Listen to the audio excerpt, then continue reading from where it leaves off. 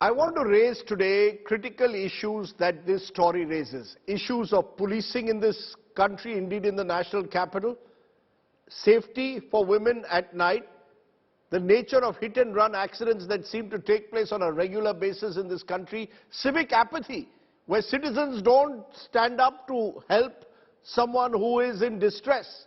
These are questions we will raise. Kalpana Vishwanath is an activist and looks at urban safety issues. She joins us. Vikram Singh is former DG of Uttar Pradesh and someone who is, as a police officer, seen many a crime. Meghna Pant is an author and activist based in Mumbai. But in my studio at the moment are four of our fellow anchor colleagues, each of whom travels home late in the night in the national capital and therefore will have their own stories to tell. Soumya Saxena, Nabila Jamal, Aishwarya Paliwal, Anisha Mathur. I want to start with all of you, and I'm also going to play out stories because they spent last night on the streets of Delhi and tried to find out for themselves how safe or unsafe it is. Anisha, why don't you start off? As a young woman, professional, you go home at night, presumably after 9 p.m. Do you go home feeling a sense of foreboding, or do you feel completely safe on the streets of Delhi? Well, Rajdeep, to answer your question, it depends on what time I'm going home and how I'm going home. If I'm going home early enough to hit traffic and go home, then I'm safe.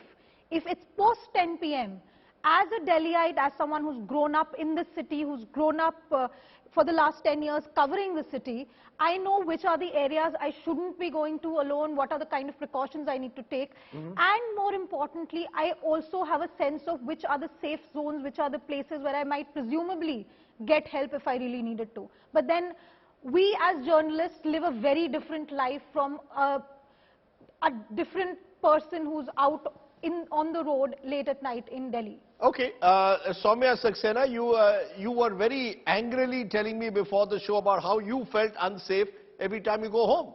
So if you're driving alone, say at 11 or something, there are chances that, someone sees you driving alone. And then there would be like walking behind you, try to stop your car. And once even two men, you started following me on a motorbike. Now imagine at that moment, my car breaks down, right? What am I supposed to do? Who do I call? How do I take help? I am so dependent on the males of my house at that time to give them a call and tell them, please aa jaiye, help kar dijiye. Where do I go? Where's the police? I mean, I can't tell you that incident. It was really jarring. You had two people on a motorcycle following you. Till the time I actually reached my home and told the security guard, ki, dekho bhaiya, ye log meko follow kar rahe hain, do something. And when he stepped, there were no cops on the road? Nothing. I was trying to see if I can get help from somewhere. I even called my home, listen, I'm coming, just be ready in case. Because they kept following me, they kept making, things like these gestures, and it was very bad. Nabila, you were out on the streets yesterday. Yeah. What did you feel? What did you see? What did you feel? You're a Bengaluru girl. Coming to Delhi, do you feel far more unsafe here than you were ever in Bengaluru, when you go home at night? Yeah, I mean, most definitely Bangalore is a much safe city, and even I was just sharing with someone that even on a random Tuesday there is a drink and drive check. But you are talking about a national capital, and we did a recce of the city last night. Not a single drink and drive checkpoint or even police bandobast in the most posh localities, which ideally you would believe will have high security. What time was this? Like your Vasant Kunj, the Mehroli area where the murder took place of Shraddha, there was hardly any police presence. There was a bandobast barricading, but no police officers were sitting inside the shop. What time was this? This was at 1 a.m.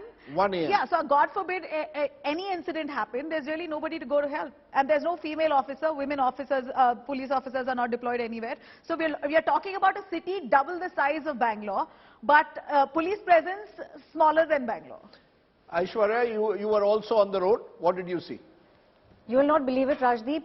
I was near the Dhaulakuan flyover, which is a defense area. Delhi Cant is very close by. We were standing on the road, which was opposite a police booth. There was also a PCR van, barely 20 meters away. The car kept on standing there for good 45 minutes. In fact, we also tried to move it backward and forward. We kept on doing that because we just thought, maybe something, if the cops inside the booth, in case they see that there is some activity going on, they might just cross the road and come and check. They did not. When we confronted them after good 45 minutes, they said, had there been an accident, we would have jumped and, we would have been on the spot. I asked them, how do you know what was happening in the vehicle? How do you define an accident? And God forbid, if something was actually happening in the vehicle, you would have been sitting inside your booth. And this is exactly what got captured on our camera. They kept on sitting inside. The only movement I could see, the two policemen stepping out of the booth, going and speaking with the person who was sitting in the PCR van, but they did not cross the road, did not check on what was happening in the vehicle.